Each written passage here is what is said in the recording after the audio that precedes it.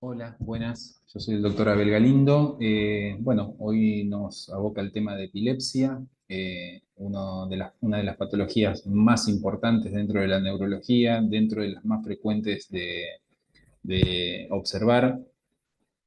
Vamos a ir analizando, desarrollando conceptos generales. Es un tema muy amplio que abre un abanico de posibilidades y que la verdad que necesitaría mucho tiempo para abordarlo en forma consciente y definitiva.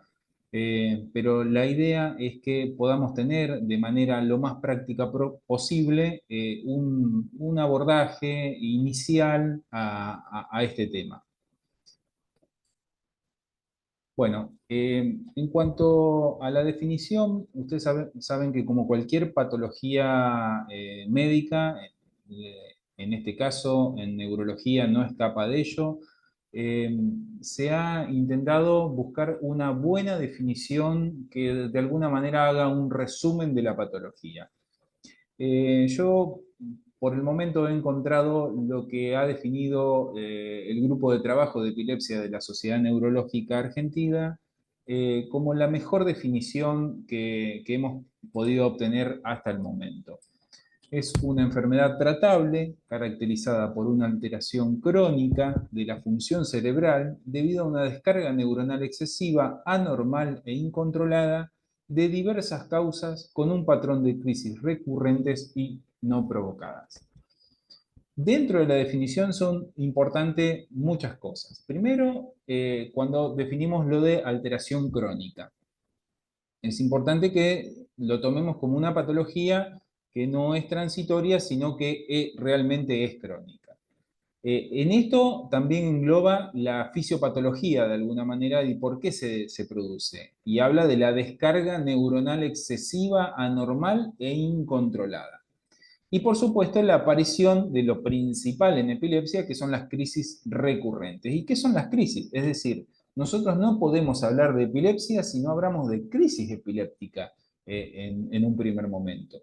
¿Y qué son las crisis epilépticas?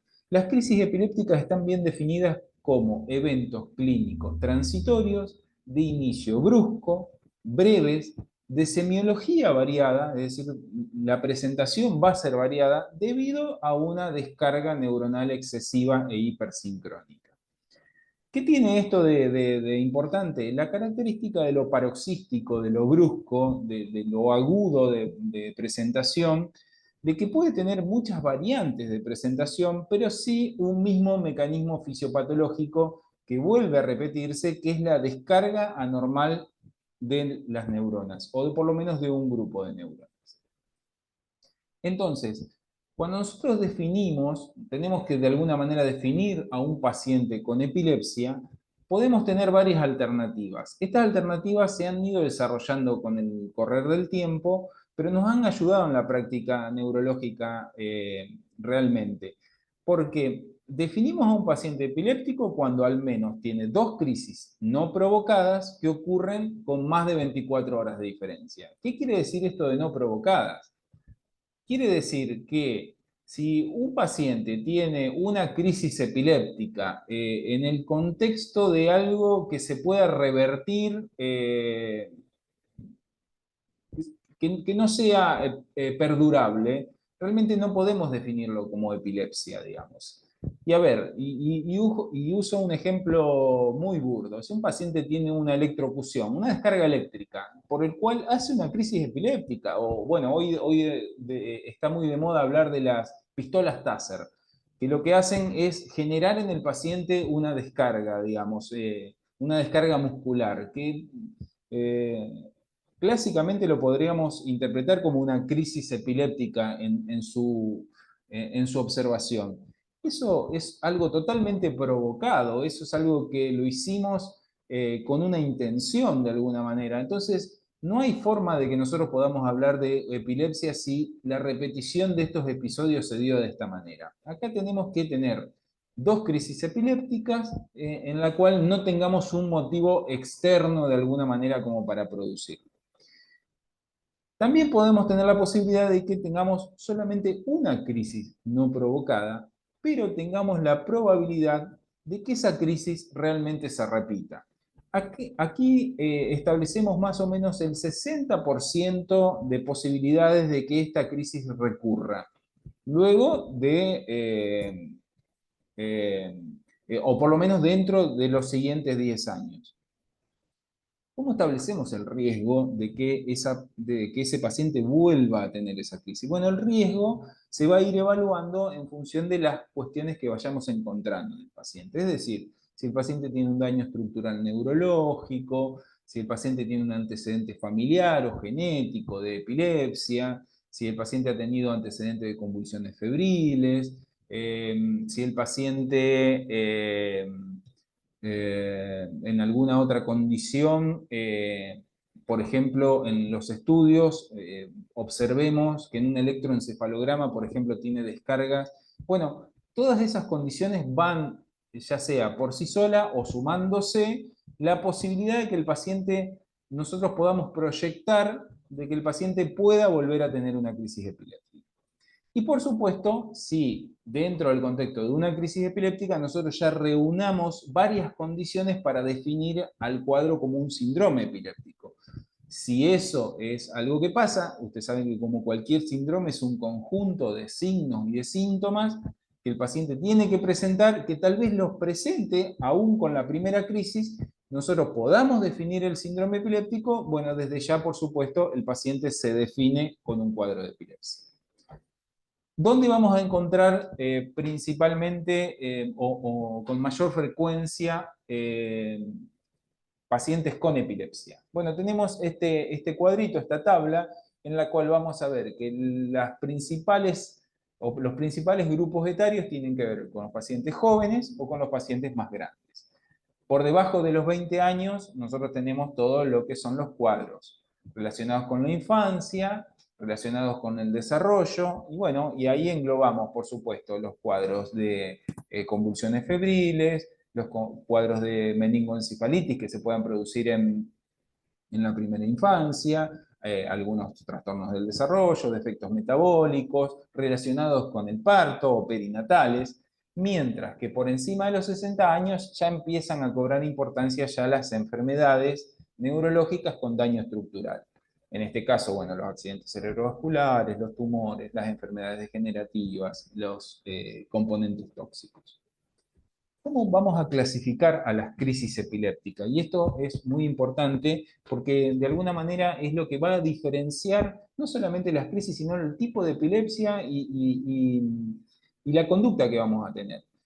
Primera y principal gran diferenciación que nosotros vamos a tener es si la crisis es de inicio focal o de inicio generalizado. ¿Y qué quiero decir con esto?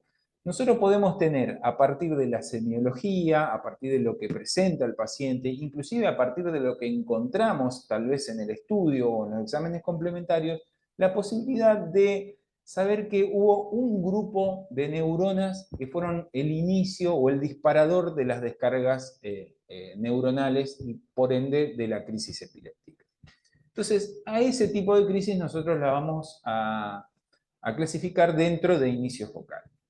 Ahora, tenemos la otra posibilidad, es que no tengamos forma de diferenciar o de encontrar este grupo neuronal que fue el disparador de la crisis. Ya sea porque la semiología, lo que mostró el paciente, no lo puede discriminar, y tampoco los estudios complementarios. Entonces, es allí cuando muchas veces nosotros hablamos de las crisis de inicio generalizado. O inclusive hay un tercer grupo en el cual nosotros no podemos discriminar si fue de inicio focal o de inicio generalizado. Entonces hablamos de las de inicio desconocido.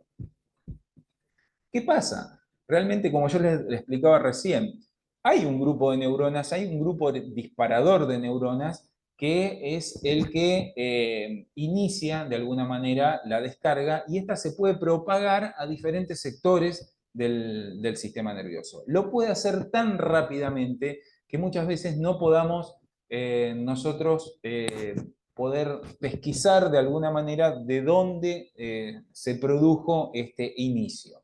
¿Por qué? Porque, bueno, porque hay fibras transcorticales, porque hay comunicación de un hemisferio a otro, porque hay comunicación con centros o con núcleos profundos dentro del cerebro que hacen después a la bilateralización o la irradiación contralateral. Bueno, esto es la explicación esquemática de por qué una crisis de inicio focal se puede generalizar o por qué una crisis tal vez que nosotros pensemos de que pueda tener un inicio generalizado, en definitiva fue de inicio focal. ¿Cómo nosotros desde la semiología podemos saber que hubo un grupo neuronal que fue el gatillo de la crisis epiléptica?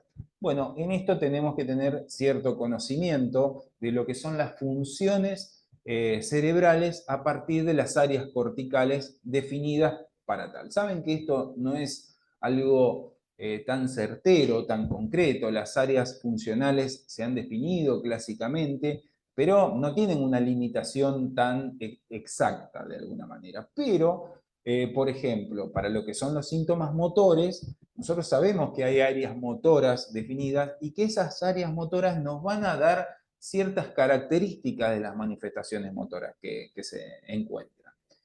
Y esto va a depender, por supuesto, de si estamos a nivel del lóbulo frontal, a nivel del lóbulo temporal, a nivel del lóbulo parietal o del lóbulo occipital, con las funciones que cada uno de los lóbulos tiene o están repartidas en cada uno de los lóbulos.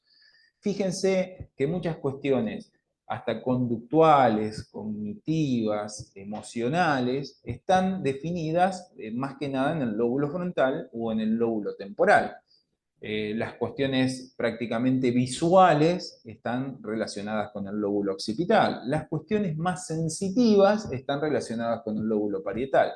Bueno, este es un cuadro muy esquemático, muy resumido, pero en la cual nosotros podemos de alguna manera ver a partir de la zona de descarga cuáles son las manifestaciones semiológicas o el tipo de crisis que pueden ir manifestando cada uno de los pacientes. Entonces, tenemos aquellas crisis que nosotros podemos discriminar de inicio focal, pero dentro de ese grupo es muy importante que también definamos un subgrupo que tiene que ver más que nada con la preservación o no de la conciencia durante la crisis. ¿Y qué quiere decir esto? Si el paciente puede registrar lo que le pasa durante la crisis o no. Y es por eso que una primera diferenciación es esto, una crisis de inicio focal con conciencia preservada o con conciencia alterada. Y otro gran grupo que nos va a separar realmente la cuestión es si hay manifestaciones motoras o no hay manifestaciones motoras. ¿Por qué? Porque las manifestaciones motoras son las más visibles, las más objetivas de alguna manera. Y todas las manifestaciones no motoras pasan a un plano ya de un diagnóstico diferencial, de una discriminación, que van a ser a un factor de confusión realmente y de más difícil diagnóstico de alguna manera. ¿Cuáles son estas crisis de inicio focal motor? ¿Cuáles son las manifestaciones? Bueno, ustedes van a ver ya después en la clasificación o en la tabla de clasificación que hay crisis. Principalmente que se definen como clónicas. Es mucho más práctico verlo en vivo o en algunos videos. Eso en la parte práctica, por supuesto, no les va a faltar, pero la crisis focal no dejan de ser sacudidas musculares, irregulares y con algún cierto grado de ritmicidad. Por eso se describen como pseudorrítmicas. Después tenemos las crisis tónicas, en la cual lo que hay es una contracción muscular de músculos agonistas y antagonistas a la misma vez, y lo que hace es generar de alguna manera posturas forzadas de algún miembro o de algún grupo muscular. Las crisis mioclónicas, estas sí son sacudidas muy bruscas, muy breves, y lo que tienen como característica de alguna manera es lo arrítmico en su manifestación. Después tenemos cuando hay pérdida del tono, se le llaman tónicas. Tenemos las crisis hipercinéticas, es decir, de mucha movilización, con muchos movimientos que en algún momento pueden ser muy bizarros a la observación en el principio. Las crisis de automatismos, que ahora lo vamos a desarrollar un poquito más, y las crisis focales con posturas forzadas o de versión cefálica, que también lo vamos a desarrollar. Para esto es importante que tengamos en cuenta algunas definiciones, algunas cuestiones muy particulares en epilepsia en general, pero también en lo que tiene que ver principalmente con las crisis focales. Hoy un término que se está un poco discutiendo y hasta dejando de usar es el término del aura. El aura se refiere a aquellas síntomas o sensaciones que el paciente tiene previo a la pérdida de la conciencia. Y esto es, de alguna manera, muchas veces por el paciente definido con poca especificidad. Son sensaciones variadas, pero el paciente las repite como un patrón antes de la pérdida de la conciencia y, por supuesto, de la manifestación motora de la crisis. Esto lo registra, esto realmente el paciente lo registra. Lo que pasa es que se está un poco dejando de usar o está en desuso el término porque realmente se sabe que es parte de la crisis focal, es parte del inicio de la crisis y por lo tanto no termina siendo un síntoma prodrómico, es un síntoma como parte ya de la manifestación. Bueno, habíamos hablado de los automatismos. Cuando hablamos de crisis de automatismo, ¿de qué hablamos? Bueno, la definición habla de una actividad motora más o menos coordinada que ocurre cuando el paciente está con esa alteración de la conciencia o sin registro del acto. Y que posterior a ello queda con una cierta o una pequeña confusión, por supuesto no lo registra en ningún momento. Son actividades motoras que a la vista tal vez puedan parecer hasta normales o habituales. Tienen cierto grado de torpeza y por eso, y lo que más llama la atención en el contexto en el que se dan. Y estos automatismos, de los más comunes que nosotros podemos hablar, son los automatismos orofaciales o gestuales. El paciente empieza a hacer expresiones faciales o a movimientos, ya sea con los ojos, con la boca, como si estaría comiendo, como si estaría degustando algo, a veces con un ruido como de chasqueo, pero lo hace en un contexto donde nada tiene que ver con la situación. Hay automatismos de movilización, hay automatismos de verbalización. Fíjense que un ejemplo que yo puedo nombrar siempre es un paciente que hemos tenido en la sala que empieza a sacarse la ropa en forma inadecuada, inadecuada por el contexto, pero no en forma torpe de alguna manera, porque el paciente empieza a desabrocharse el cinturón, se empieza a desabrochar la camisa, se empieza a sacar el pantalón, y no lo hace de una manera brusca, de una manera violenta, lo hace hasta con una actividad de alguna manera bastante coordinada. El contexto es totalmente nulo, es decir, no tiene que por qué hacerlo y cuando uno lo está hablando, cuando uno está en contacto con el paciente está fuera de foco, fuera de sí, no hay registro de la actividad y está con una conciencia totalmente alterada. Otra definición que es importante que tengamos en cuenta es la marcha jacksoniana, que lo vamos a ver mucho en la bibliografía de epilepsia. ¿Qué quiere decir? Es la propagación de la crisis motora de un sector al otro. Esto tiene que ver con la representación motora que tenemos a nivel cortical. Y es decir, podemos tener una crisis que puede iniciar con algunas crisis clónicas a nivel de la cara y que se van extendiendo en el mismo hemicuerpo, tal vez sacudiendo primero el brazo y después a todo el hemicuerpo. Y esa propagación, siguiendo de alguna manera como una ruta o como una línea, es lo que nosotros le llamamos la marcha jacksoniana. Y por último, la paresia o la parálisis de Todd, que ¿qué es? Es la pérdida de fuerza posterior a una crisis focal. Esto en crisis focales motoras es observable, es decir, si hay una crisis que ha afectado una mitad del cuerpo, con mucho mayor sintomatología que en lo general, puede ser que el paciente posterior a la crisis quede con un agotamiento muscular y realmente no pueda movilizar esa parte del cuerpo. Eso es lo que se llama la paresia postcrítica o paresia de Todd. Muchas veces se puede confundir, si el paciente no es abordado inteligentemente, con un déficit neurológico del tipo de los que se ven en un accidente cerebrovascular. Bueno, y después tenemos dentro de las crisis focales aquellas que no son manifestaciones motoras. Como yo les dije, estos ya son mucho más difíciles de discriminar porque implican cuestiones sensoriales, cuestiones cognitivas, cuestiones emocionales, inclusive cuestiones autonómicas. Fíjense que un paciente que puede tener un sonido que es repetitivo, que cada vez que se produce es de la misma forma, con el mismo patrón, muchas veces, o la mayoría de las veces, o pocas veces tal vez, sea interpretado como una crisis epiléptica. Si este síntoma no va acompañado de un síntoma motor, pocas veces puede ser interpretado como un cuadro epiléptico en sí, o como una crisis. Fíjense, dentro de las crisis focales cognitivas está la sensación del déjà vu, es decir, de esto ya lo viví, o no, o puede ser que estoy en una situación muy habitual y me parece totalmente desconocida, que es el jamais vu, o jamais vi. Bueno, son situaciones que tal vez las hemos experimentado nosotros en algún momento de nuestra vida, pero si esto se produce en forma repetitiva y muchas veces acompañado de un síntoma motor,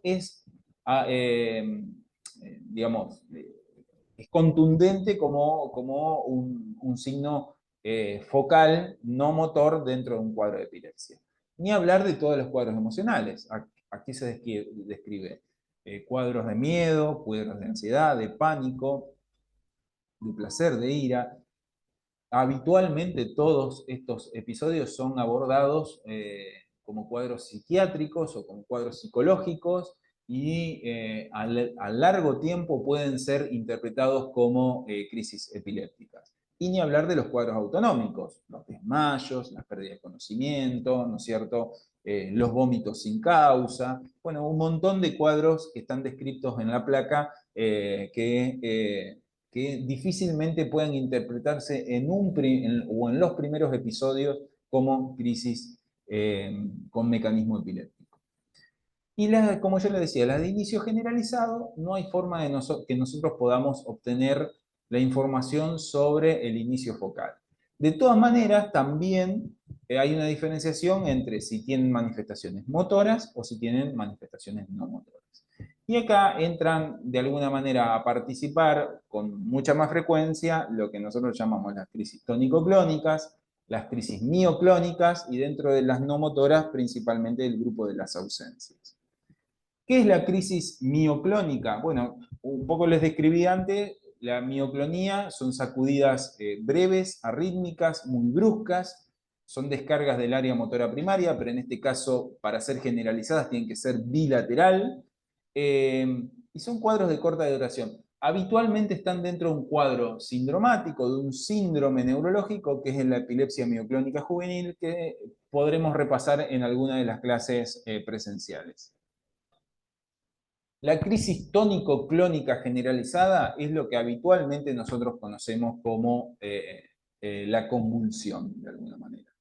La descripción es principalmente un paciente que pierde el conocimiento desde el inicio y que empieza a tener esas manifestaciones motoras en un primer momento con muchas clonías, en un segundo momento, en un primer momento con una fase tónica, donde el paciente se pone prácticamente rígido en forma generalizada, pasa después a la fase clónica, donde empiezan las clonías, son pequeños o breves intervalos de relajación de esa fase tónica que hacen que el paciente empiece a tener estos movimientos en sacudida, para posteriormente pasar a una fase de relajación total, donde puede haber una relajación de esfínteres también, donde el paciente queda en un estado totalmente comatoso, inconsciente, y de recuperación de la conciencia paulatina y parcialmente hasta su recuperación total en el término de algunos minutos, de alguna manera.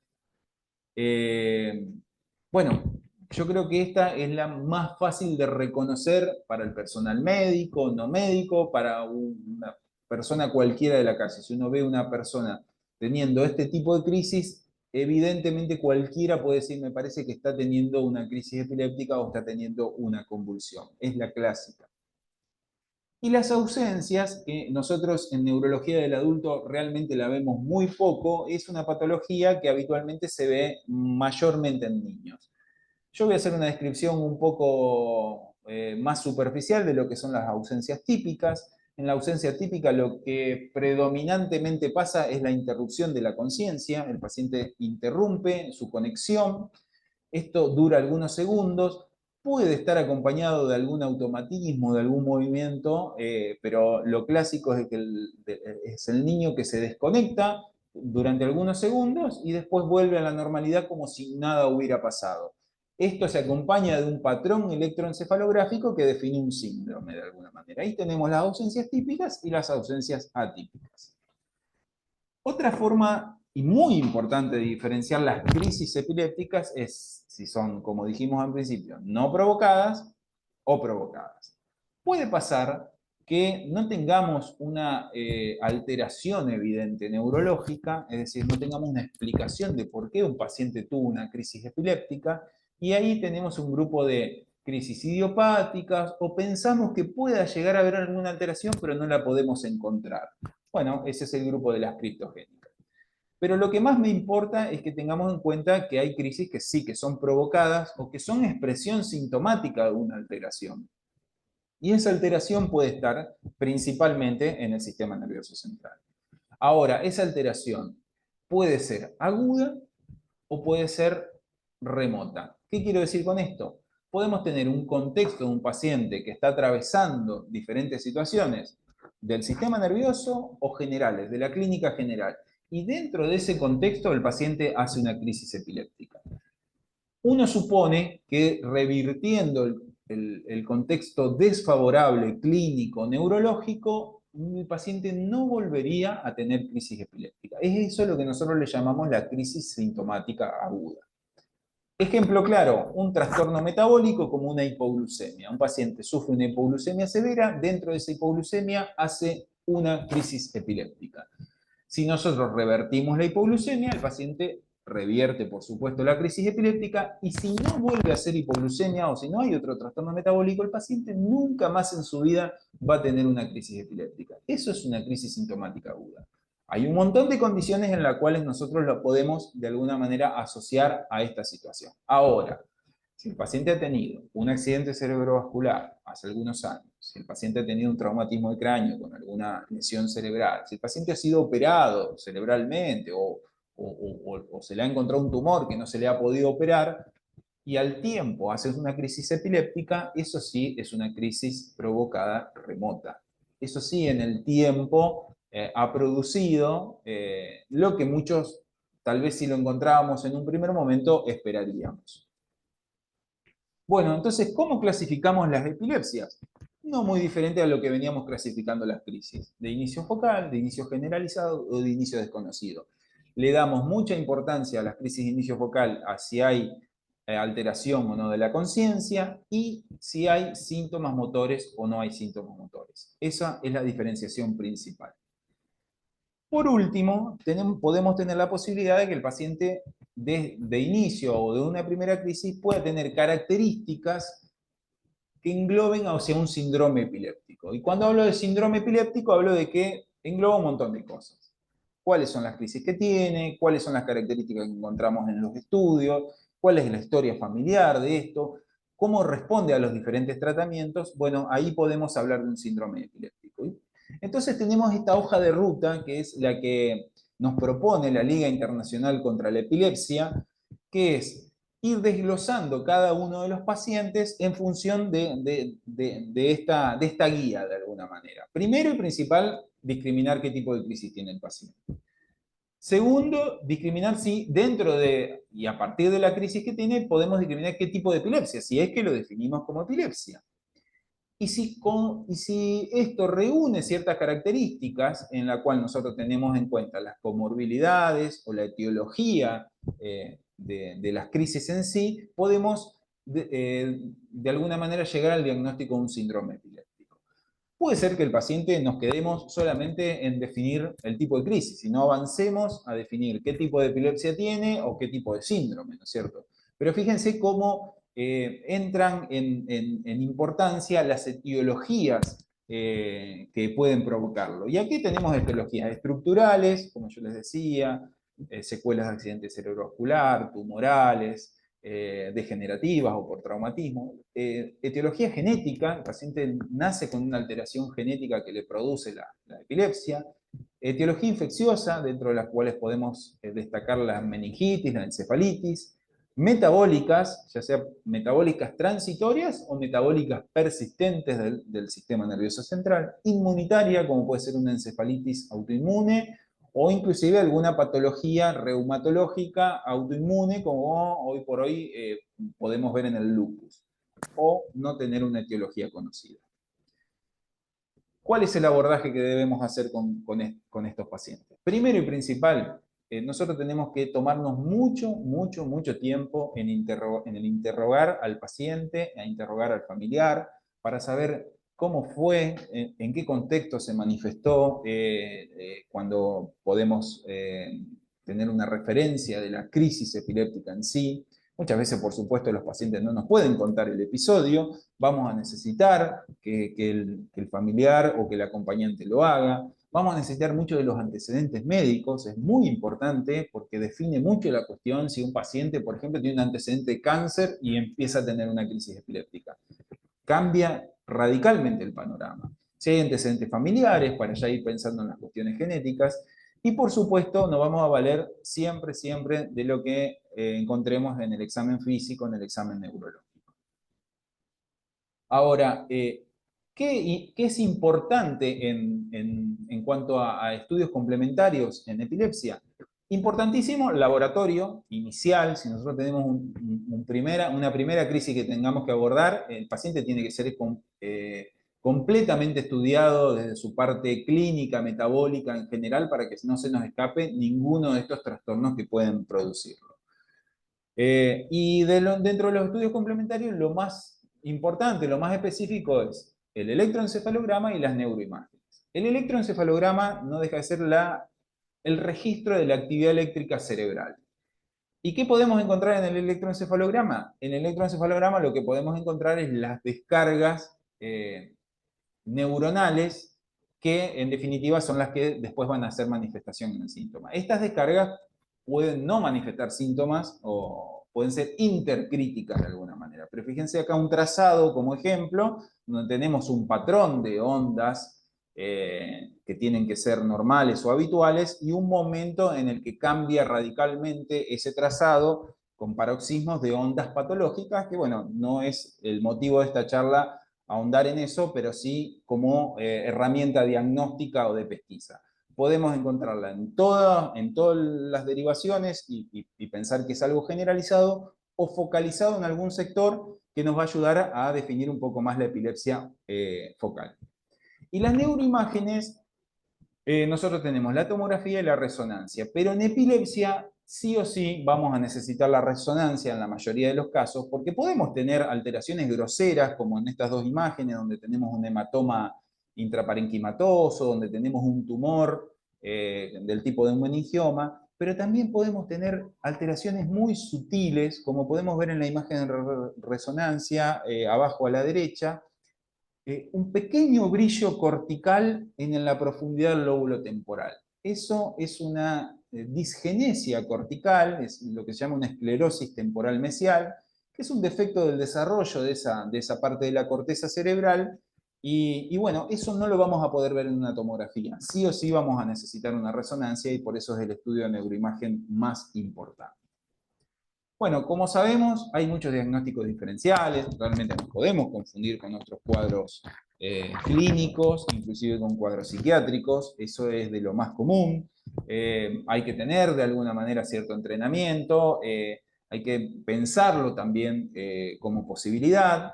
Ustedes saben que si un paciente tiene un síncope, la mayoría de las veces tiene que ser por una causa hemodinámica o cardiológica, pero podría ser por causa neurológica a partir de una crisis epiléptica. Bueno, tenemos varias condiciones en las cuales nosotros nos planteamos o se plantea la duda si realmente estamos ante un fenómeno epiléptico o no.